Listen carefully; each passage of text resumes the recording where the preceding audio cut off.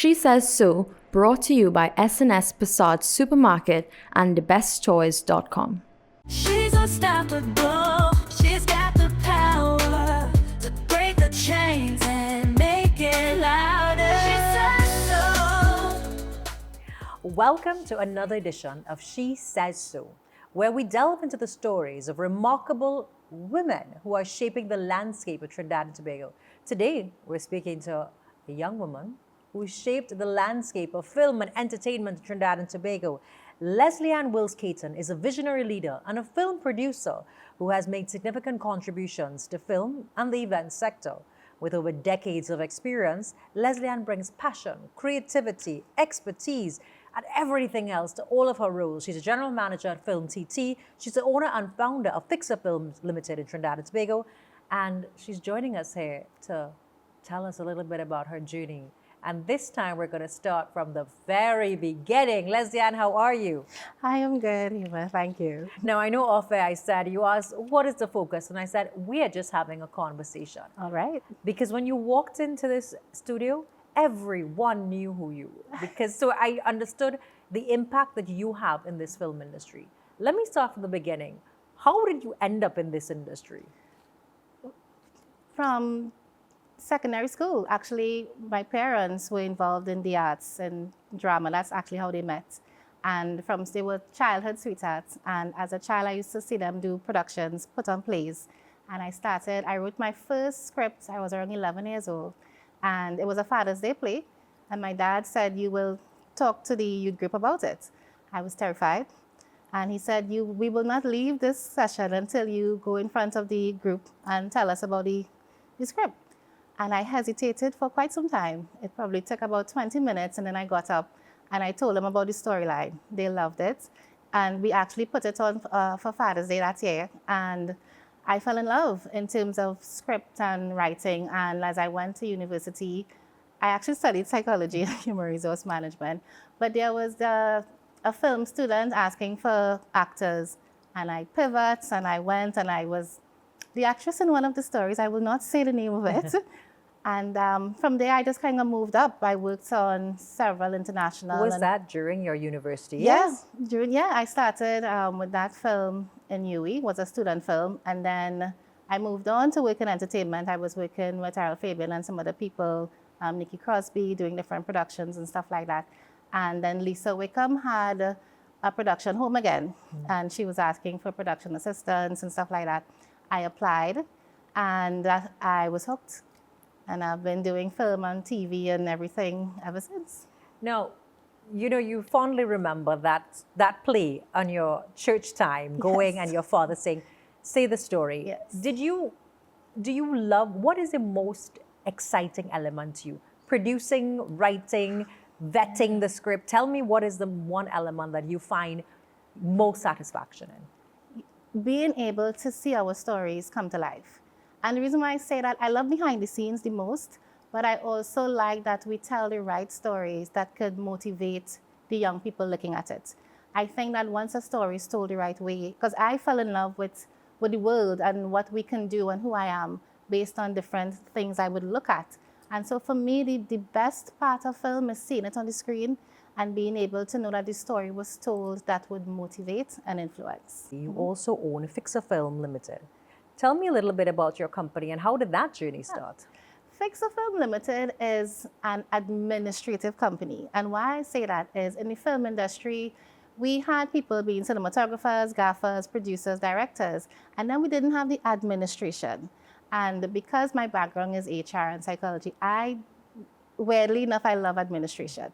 I normally would be hired to set up the production office, do all the paperwork, do literally every logistics with it. Normally, I would be like the first assistant director or the second assistant director doing call sheets, daily production reports. And so Fixer Film became the only administration company in film that would facilitate commercials, music videos, reality series, feature films, and I absolutely love it. You took a risk by starting this business. I did, actually. I used to work Petrotrin because based on where I was in the oil and gas sector. But once I realized that there was a gap, and because I always say a film is like doing an event for an extended period of time. And of course, I'm also an event planner. So when I realized that it was really event planning times 15 days or times 25 days or 32 days, I found the niche of using the human resources, the event planning, and my love for storytelling to really form a really good company that works. How long has the company been in operation? 2014. So I And- turned 10 years this year. Did you ever imagine that? No, because it was not the intention to do film, but once I found the gap, I ran with it, and it works. What is the next chapter for your company? Being more international, so collaborating more outside, doing more co-productions, being able to still be the administrative hub because it's still very much needed, but expanding, being able to hire more individuals, training and development is very important. I do think a lot of capacity development is still needed regarding the administrative side of film. And so I want to kind of open that training and development arm of it to be able to get persons on board to understand the industry standards that the international productions are looking for. Now, looking at the films that we produce locally, you sit in a unique perspective. So you have the administrative company, you're in Film TT, and you've had an experience acting coming straight up and going on the production element of it. When we talk about our standards of film versus the Netflix productions versus the Universal productions, how far off are we? I'm always mindful with that question because the budget is a big difference. So right now, our budgets are still independently based. When you think of an international studio like Netflix, they're spending 50 million USD, 100 million USD. Our films normally would range from around 250,000 USD to about, I want to say, $1 million USD.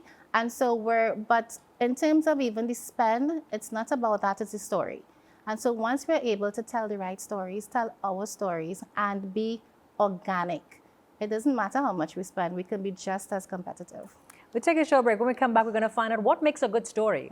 Can you tell a good story? Everyone says Trinis are the best storytellers. When we come back with She Said So, we're continuing our conversation. The best for your baby is at thebesttoys.com. From the best strollers, car seats, baby carriers, high chairs, booster seats, rockers, jumpers and bouncers, walkers, baby blankets, feeding accessories, and bathtubs. Visit us in store at first floor Movingtown Port of Spain, Forces flagship MacBean, Eastgate's Mall City, or shop online now. And remember, we have the best for your baby at the best prices. SNS Passage Supermarket comes to St. Mary's Freeport. With the wide aisles of variety, quality you can trust, a community hub, and loyalty rewards. When I say they have everything from your fresh produce, your wines and spirits, your butcher meat, seafood, bakery, you name it, they have it.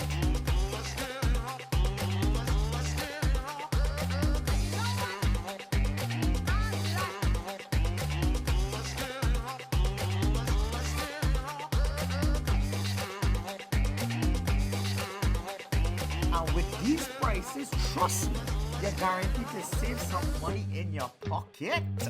So come on down and shop today at the brand new SNS Passage Supermarket, St. Mary's Freeport. She's unstoppable. She's got the power. We're continuing with She Said So, and we have Leslie Ann Wills-Caton. She is talking to us about film. Before we took this break, she said once you say a good story, you may have a hit on your hands. So now I have to ask the question, what makes a good story? Honesty. I will say a lot of times as filmmakers, telling the truth, I always say film is like art. You resonate with art based on the emotion that's poured into it. And what we've noticed is the better films, once you're being honest, genuine, and being true to who you are as a creative, as the story writer, as the director, then the audience connects with the emotion. And once you do that, once you be honest and tell your truth, that art, that emotion comes across. You know, you talk about the authenticity, Leslie Ann, Yeah. but then they have some people who there's a typical arc. There's a hero arc, a villain arc. Everyone tells you in storytelling. Because I know when I did my first degree, actually most people don't notice, like you, nothing in television production, nothing in media. It was business management. I started off in the bank. And life happens. Yes. But you know, so you have those standardized, and people use that as a sure line way of success. But you're saying don't do that. No, I'm saying you can still have the act 1, act 2, act 3, and you have the story act. Yeah. People use the save the cat philosophy. But within that act, you still need to have something that resonates through to the director or to the screenplay that connects to the general audience. And once you can still tap in with the emotion, it works and it's successful. Now, you talk about Trinidad and Tobago being true to ourselves and seeing ourselves. We have such a rich cultural diversity. Why are we not told more of our stories? Yeah. Yes. I love that question. I always challenge filmmakers because I wear so many hats. Normally when we have any kind of script to screen competitions, we would normally guide them. We would say, tell stories that showcases Trinidad and Tobago. Think about our culture, because we have such amazing culture, whether it's the food, the music, the locations, and really pull from there. So we kind of guide them to do so. But it's a work in progress. I will say we are constantly getting them to be more honest and to speak your truth. We live in a beautiful space. We have so many creations and inventions in Trinidad and Tobago. Just our culture alone fascinates. And it is a gap. It's a storytelling gap that's needed outside. And once we get them to tell it, we will go far. Yeah, I can always tell, it's funny you said, as in the marketing space, I can look at someone's social media and know when AI is generating every one of their captions. And I'm always like, why do they do that? There's no connection. With the emojis. Yeah, yeah, and you can always tell that. Stop the emojis. Stop the emojis. But as a woman in film and in the entertainment industry, you're a business owner. What are some of the unique challenges? You have the advantage of you started from the ground building up. Yeah. But what are some of the challenges that you faced along the way? Challenges would have been being able to get more experience, because for me, not being a filmmaker initially, being more administrative based, is once I got my foot in, I had to still learn. And so that challenge for me, starting as a production assistant, moving as a secretary, and being able to see the potential of film, I started buying books. I did courses. I went and I studied. I went to England to do a short course in producing. The challenge for me was where else and what else can I learn about the industry so that I could know. I was always very hungry to know what was needed from me. And even from the software perspective, I bought the software. I bought the final draft. I had the movie magic. Anything that I felt was needed to be able to do the job well, I got it. So the challenges would be the funding to get it, but I saved and I purchased. It's funny that you say that, because a lot of people don't see it as an investment. They see it as an expense. It's not an expense. Explain that to the young people, because I told that to a young person the other day. You spend so much money on a fancy coffee. Yes. You spend money on these fancy lunches and overpriced salads. Cut that out. But understanding the importance of investing in yourself. Yes. What I would say is not knowing is the expense. Because when you do not know, you don't realize how much you're leaving on the table. But once you have the right software and you're using the right tools, then you know. And so you immediately have that competitive advantage. And so and what I get a lot is producers asking, can you break down this script for us? And I am doing budgets for international companies because I have the program and I understand the market that's needed. A lot of the times we see people still doing budgeting using Excel. Yes. I cringe. It's not. That's just not the industry standard. And so once you know it, then you get more jobs, you get more offers because you have upskilled and you've purchased the right software. And that's not expensive at all. No, it's not. I know we spoke about what makes a good film. What are some of the common mistakes people make? I don't want to say a bad film, but what are some of the common mistakes that you see from when a script lands on you, when a production house drops something on you? Do you want my truth? I want your truth. You are telling me to be authentic. Because now, if I'm wearing my first AD hat, because normally we'd have to break down scripts. So the first mistake is formatting, not using the right software. Please use Final Draft. Right? With a smile. Yeah, not using the right software. And so immediately the timing is off. The script writing, you'll know how many actual minutes in the film. And then the formatting of it, understanding the nuances of the structure of the script. So before I get into the story, once it's not written correctly, you're already off. And so budgeting is challenging. I can look at a script and I can budget it out because of the experience. And then the storyline, you can see gaps where you can tell. This is why I am saying to be authentic so often. Once you read it, just like think of reading a novel. What gets us into a novel? What is that feeling that we want to experience?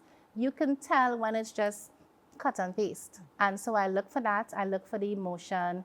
But mostly what tells is a bad script formatting. It throws everything off. Working with creatives can be difficult. Yes. Everyone thinks they have a blockbuster. Everyone thinks they're the next big thing. Yes. How do you manage personalities on a film production? Well, so there are different layers because there's the development side of it. Yeah. Normally, sometimes we can't do anything about the script, man. Let's say I have to work with the script as is, and then you're managing the personality of the director. It's their story to tell. And so for me, my job is to get it done. And so the role that I wear, if this is the story you want to tell, I'm not the producer on it. What I love about film is we all know our role. So if my role is to get it done, I will respectfully encourage and support you telling your story. That's not my place. I always think though there's a layer of still, if that's the story they want to tell, they should be allowed to tell it. And then there are films that people hate. There are films that reviewers hate. But then it's a hit. It's a cult hit. So it depends, you know? And I wanted to ask, we take a short break. I know we're out of time for this segment. When we come back, I want to ask that because sometimes you see it even in Hollywood, things rate so bad with the critics and then they're so well with the audience. And then on the flip side, you see the awards coming in and you're like, what? Stay with us. We find a little more about the film industry. Are you looking for a customizable studio space with green and white screen cyclorama and professional production equipment to carry out your next big project? SGP Studios is the perfect fit for you. TNT's largest studio space with an overhead lighting grid and sound treated, perfect for television commercials, music videos, television programs, social media content, and film productions. We also have a wide range of production equipment available for rental. You can choose from a selection of Netflix approved cameras, modern lighting equipment, professional audio gear, 40-foot and 20-foot cranes, gimbals, drones, lenses, action cameras, and more, all at competitive prices. Whether you need a high-end cinema camera for a feature film shoot, specialized lighting equipment for a music video, or audio gear for a podcast, we've got you covered. And with our easy online booking system, you can reserve the gear you need in just a few clicks. Check us out online at sgpstudios.com. SNS Passage Supermarket comes to St. Mary's Freeport with the wide aisles of variety, quality you can trust, a community hub, and loyalty rewards. When I say they have everything from your fresh produce, your wines and spirits, your butcher meat, seafood, bakery, you name it, they have it.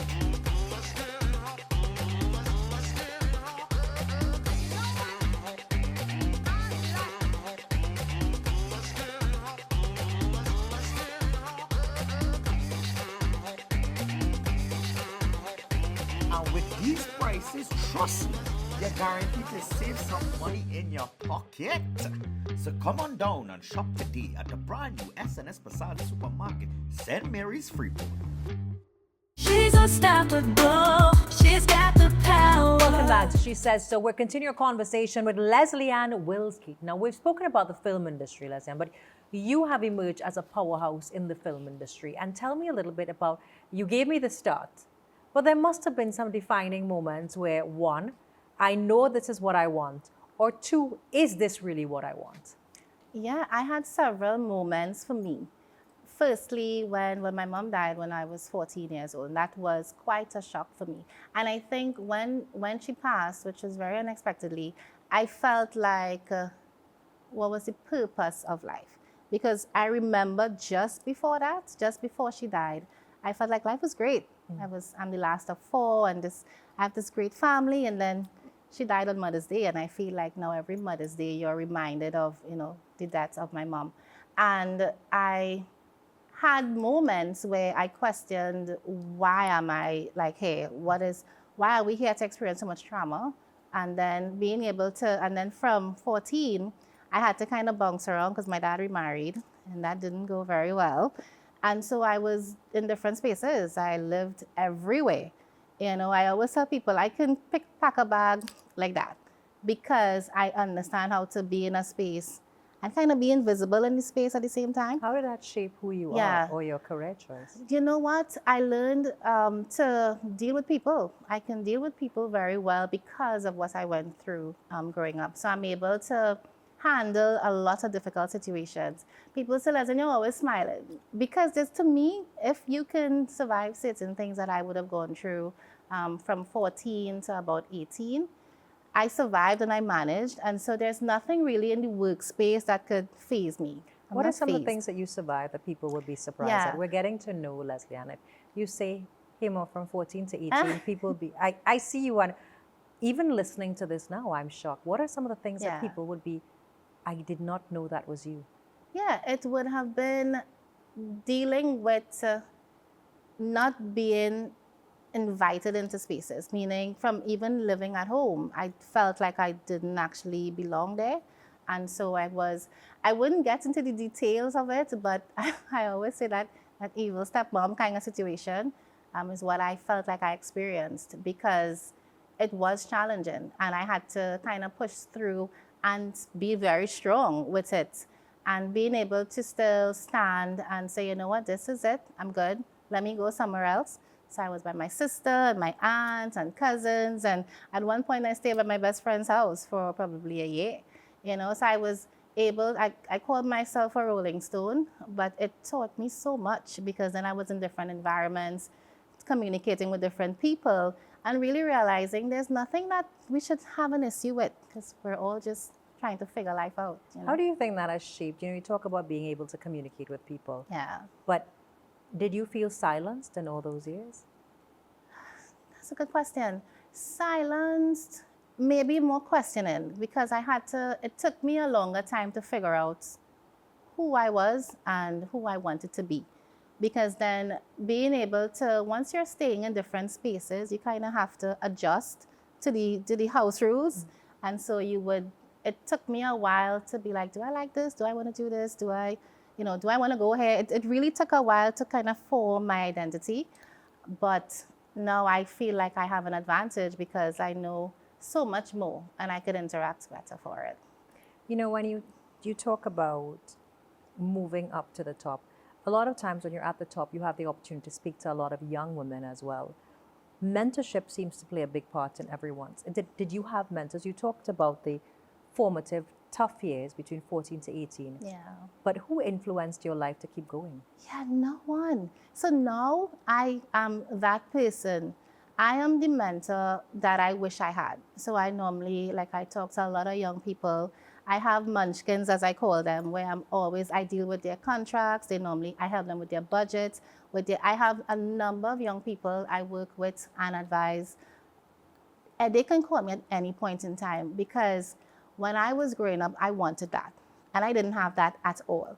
So I had to figure it out, literally. And I made mistakes because there was no one to say, hey, keep going, this is good. And so now I am very passionate about capacity development. And anybody who wants to know anything about film, just call me because I understand. Where do you see yourself in the next 5 years? 5 years, it's right there. You know what is funny? I do want to open a school. But film, dealing with film and training and development, there's a lot that we still need to do locally. We're doing well, but there are lots of areas that we do have gaps. And I want to be able to get us there because once we realize that film is an ecosystem, then we'll get more jobs coming in and we can have more diversity and more can be done. Did you have to ever correct someone to say that you've done it completely wrong? Oh, yeah, all the time. But I mean, correcting someone is more of I sit them down and I ask them to tell me what was your process and tell me what you wanted out of this. Because a lot of times my wrong might be my experience, but you might know why you did it. And Did so, anyone ever correct you and tell you got it wrong?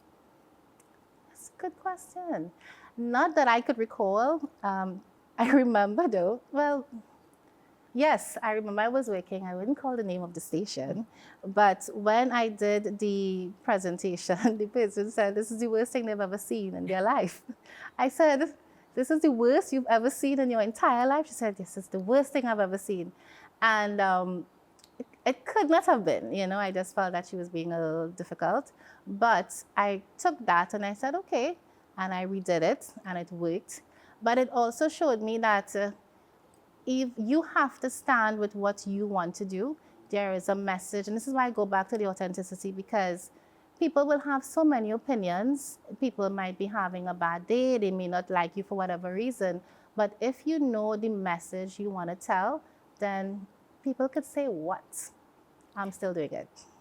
What is your closing? I feel like that's a nice, we could say what I'm still doing. What's your closing comments? Be yourself and tap into who you are. And don't be afraid to find that version of you as well. Have experiences, learn new skills, and be okay with taking your time. A lot of times I feel like we get obsessed with the social media and looking at people's success online. That's not real. You have to now be very much, reflect on who you are and find that version of you, and then share it with the world. Share it with the world. Remember to do a little bit of introspection, and check out Leslie Ann and her crew if you need to fix your film. This is another episode of She Says So. We continue to highlight women using their stories to not just empower, but to guide the next generation of women. Or maybe you, maybe at a moment where you want to pivot in life, you may be writing another chapter, and we do hope that these stories continue to inspire you. I want to encourage you to follow us on social media, to share the clips, because once we do that, the message gets out, and once enough people hear the message, we can see the tangible change that we want to see. So stay tuned to CNC3 for another episode coming soon with She Says So. She's taking control. She's gonna rise up. She's gonna make you know. She Says So was brought to you by SNS Passad Supermarket and thebesttoys.com.